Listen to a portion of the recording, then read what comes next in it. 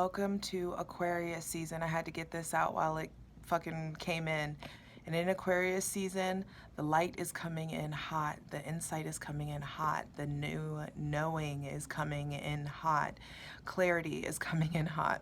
And your ruling planet is the sun. And with you being the sun, going into Aquarius season, the darkest time of the year, this is fixed air.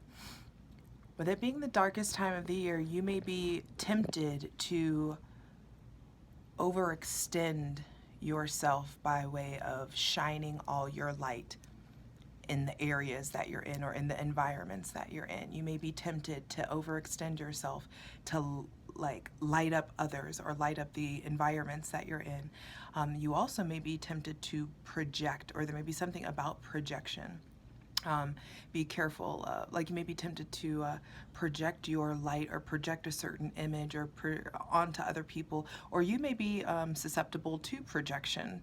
So this is an important time to be really mindful of how you're using your light, how you're using your shine, how you're using your physical, spiritual, and sexual energy, because you may be tempted to overextend yourself to really light up all the darkness that we're going to be encompassed in. And darkness doesn't mean like, oh, there's all these trials and tribulations. No, it's just like this is the dead of winter. And I feel like you may be tempted to have less light on you and you project more light outward to help, you know, your friends. This Aquarius season is the season of, Aquarius rules the 11th house. The 11th house, and the 11th house is all about hopes, wishes, friends in higher places. And so there's something about evaluating the ways that you may be using your light to enhance the lives of others versus yourself. I also feel like there may be some kind of moment where it's very like, I fuck with myself more than anybody else. Banks, the artist Banks, B-A-N-K-S, Banks, fuck with myself is like the theme. Check out that song, please. There could just be some moment where it's like, I fuck with myself more than anybody else. I used to care what you think about me. My love's so good, so I fuck with myself more than anybody else. So that could be a thing. Check out, play that song. I love you. I'll be right back. Hey Leo, it's your girl Jay, the High Priestess, back at it again with your general tarot reading for Leo, Sun, Moon, and Rising for Aquarius season 2023. Welcome to your shadow season, baby. Aquarius is your opposite, so it is your shadow sign. And I think that's why, like, I had to do that first part and it like was very urgent. I had to like keep repeating it so I wouldn't lose any pieces of it before I got the opportunity to film it. And I just feel like there's hard, like, not hard hitting, like, well, just clear. Like, you're becoming a clear channel. Like, it's like the sun, this source of heat up against a blow dryer. A flashlight, you know, and a blow dryer. There is just opposing energy, you know, and the opposing energies are presenting themselves in different light. Light is not the same form as air. It's not the same substance as air. And so, Leo, the big thing this season, I feel like for you is don't be wasteful with your light. Don't be wasteful with your shine. Shine management, light management is required, because there's going to be profound realizations, profound insights coming. Your ruling planet already reveals. The sun already reveals. The sun, big bright. So things may be feeling shaky. Things may be feeling, you know, a bit unstable because they're turning, because there's insight coming in. Your mind is shifting. And so the sun already illuminates. It's already what you know about yourself to be true. And in the sign of hopes, wishes, and friends in the sign of Aquarius, there will be these profound realizations in regards to what you know. I feel like you're going to be hungry for knowledge, curious, inquisitive, studious. The sun also is coming up in proximity to, Mercury again, and Venus again, and Saturn. There's going to be a Sun-Saturn conjunction. And what you know about yourself to be true merging with like restrictions and time and struggle and the reward from how you show up to that struggle. So I feel like this season is really, really important that you figure out what authenticity means to you, that you know who you are and you stand up for who you are and you stand up for what you feel like is right, and that you don't hesitate. I feel like also, Leo, you're going to have access to that Aquarius emotional detachment, and it'll be easy for you to make appropriate cuts. So take advantage of that. I don't smoke with racists. So if you find out, there's a Judas in the crew, like, the price is way too high. You got to cut it. So hydrate, light it if you got it. We're creating a safe space for our benevolent ancestors, Mother God, Father God, Mother Earth, to come in and bless us with the most useful, helpful, and divinely aligned messages for Leo, Sun, Moon, and Rising for their shadow season, Aquarius season 2023. Just take some time with me, breathe.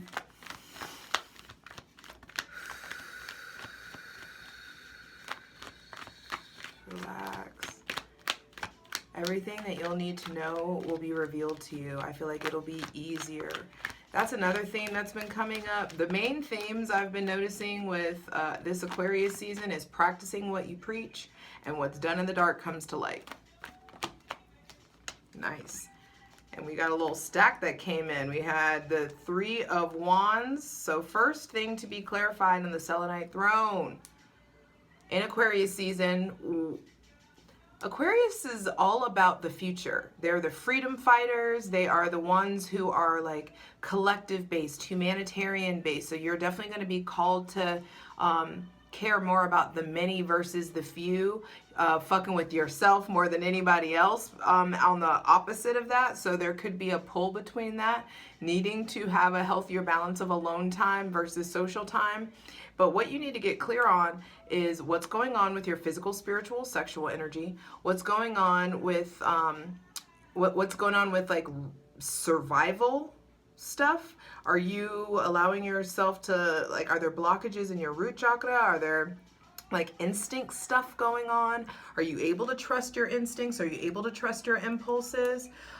What do you need to turn your back on? That's a big thing. What do you need to turn your back on, and what do you need to focus on? Aquarius is about the future, and you're needing to focus on what your actions are. Like, where are your current set of actions? Where are they taking you? Are your current actions a reflection of your desired trajectory? And if not, it's time to, level up and grow up and turn your back on whatever is preventing you from being more practical about your passions. I feel like there's whatever it is you're passionate about, you're needing to do it every day, or a little bit of it every day, or studying it a little bit every day. Yeah, because I feel like, wow. Three of Wands, Two of Pentacles, Knight of Wands. Leo, Sun, Moon, and Rising, I feel like there's multiple streams of income available to you. There are things that you're passionate about, and you need to be, in Aquarius season, making bold moves. You are fixed fire. So fixed fire meets fixed air, the sun, and you know what I mean? The sun and like this industrial, like, I don't know, nothing can compare to the sun, but it's just like, I kind of described it earlier, the opposing substances. I feel like your ruling planet, the sun, is a ball of fire, and in fixed air, what does fire and air do? It's time to go. There's something about let's go.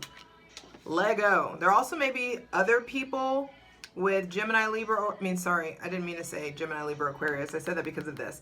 No more willful blindness. Be willing to see everything for as it is. Stop putting your intuition, your feelings on the back burner. There also may be something that you're not seeing clearly about this Gemini, Libra, or Aquarius, or there's a Gemini, Libra, or Aquarius that's treating you like an option, or you're treating them like an option, or y'all aren't seeing things clearly. But I feel like it's really important to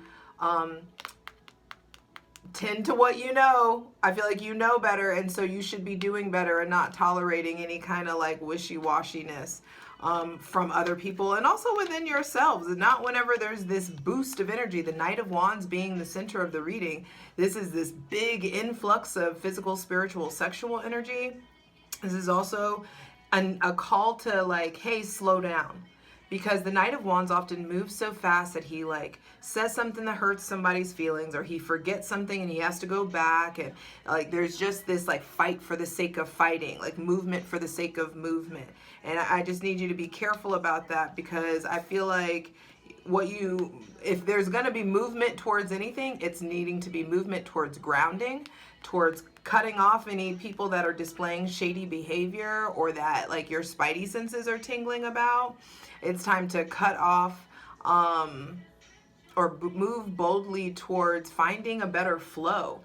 It's time to get more established about like what all you're holding on to, what all you're juggling, what all the responsibilities that you've taken on. Do you need to delegate some of those?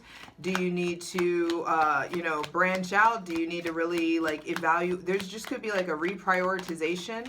And I just feel like there is a need to really evaluate your choices. Really evaluate your day-to-day choices, and also the company that you keep.